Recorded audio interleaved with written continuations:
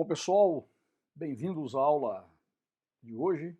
Eu sou o professor Adriano Ferrarez e hoje nós vamos falar sobre dilatação linear, certo? Que é um fenômeno aí da termometria. Muito bem. Bom, a dilatação térmica, né? O que vem a ser dilatação térmica? É justamente um dos efeitos da variação da temperatura, provocando a variação das dimensões de um corpo. Então, um corpo qualquer, quando ele sofre uma variação de temperatura, as dimensões desse corpo ela vai variar. Se a variação de temperatura for positiva, ou seja, a sua temperatura aumentar, o que acontece, né? Com exceção que nós vamos ver da anomalia que acontece com a água, as dimensões do corpo vai aumentar. Se a temperatura diminuir, a variação de temperatura for negativa, o que vai acontecer? As dimensões do corpo diminuem, tá certo? Então eu tenho aqui três tipos de dilatações térmicas: a linear, que é unidimensional em uma dimensão, a superficial, que é bidimensional, e a volumétrica, que é tridimensional. E aí a gente vai estudar um pouquinho sobre cada uma dessas, lembrando que na dilatação volumétrica nós temos também a dilatação dos líquidos, certo? Muito bem.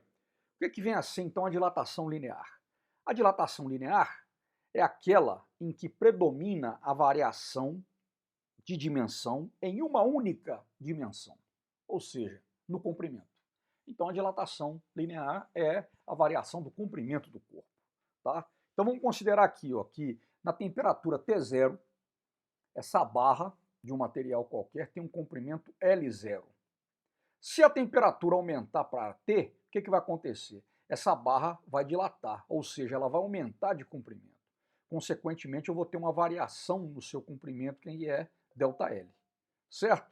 Então, o que eu tenho aqui? O que se observou experimentalmente com os estudos que foi feito, né, em relação à dilatação linear?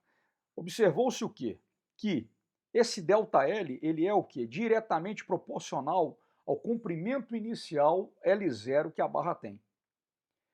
Outra coisa, que essa dilatação, essa variação no comprimento ΔL, ele é diretamente proporcional à variação da temperatura.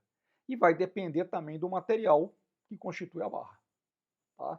Então, com base nos experimentos, comprovou-se que a dilatação linear, ΔL, a variação no comprimento da barra, depende diretamente do comprimento inicial da barra, da variação da temperatura que essa barra vai sofrer e também do material de que a barra é feita.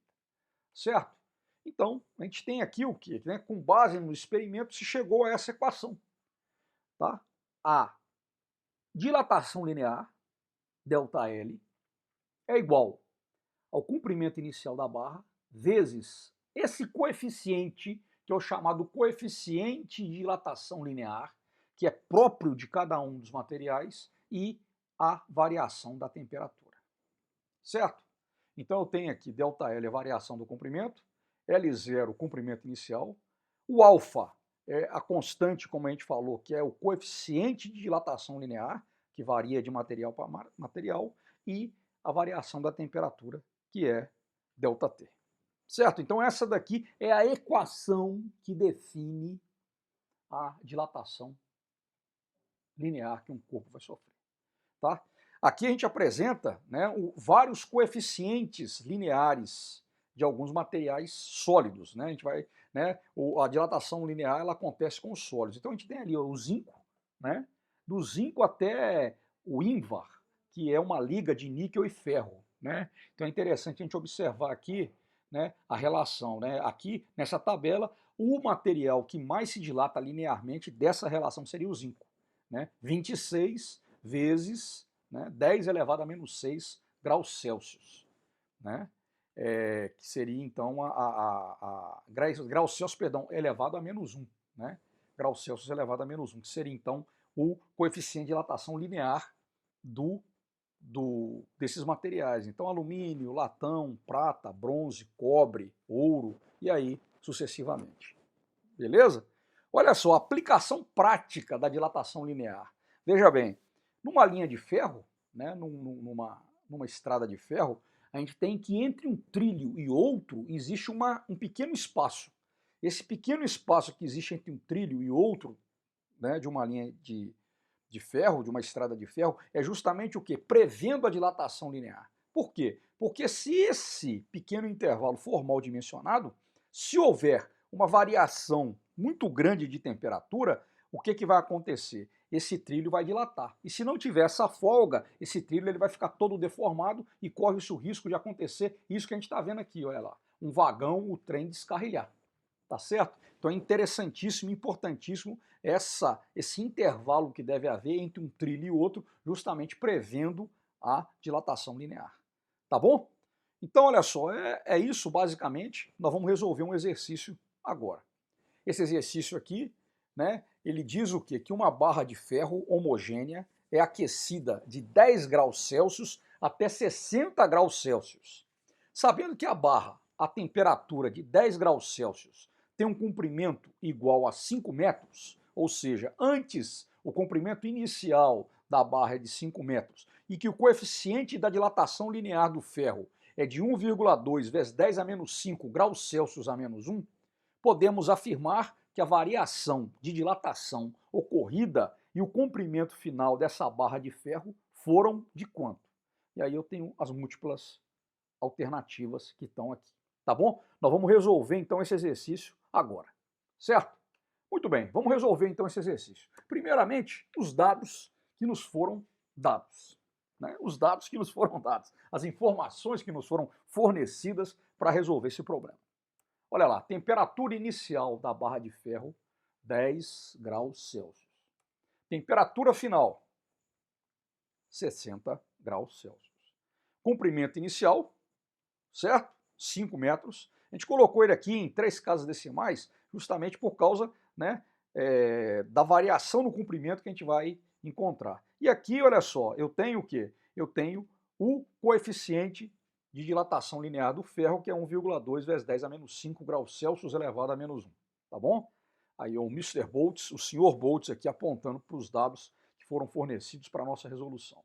Esquematicamente, a gente tem aqui essa figura, o comprimento inicial L0, 5 metros, ocorreu a variação de temperatura de 10 para 60, e aí eu tive então que essa dilatação ΔL aqui, que é justamente a variação no comprimento da barra, tá bom?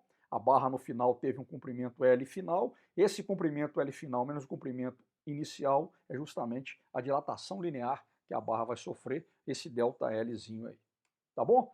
Então vamos lá, vamos calcular primeiro a variação da temperatura que a barra de ferro vai estar submetida.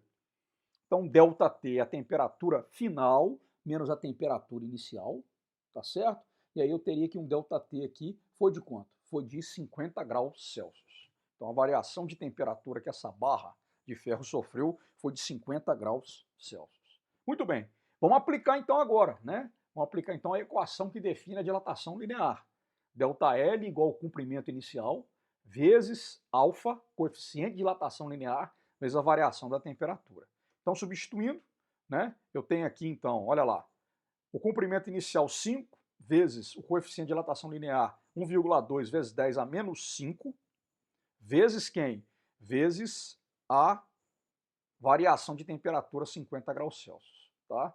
Multiplicando, né, eu teria então 250 vezes 1,2 vezes 10 a menos 5, que vai me dar quanto? 300 vezes 10 a menos 5.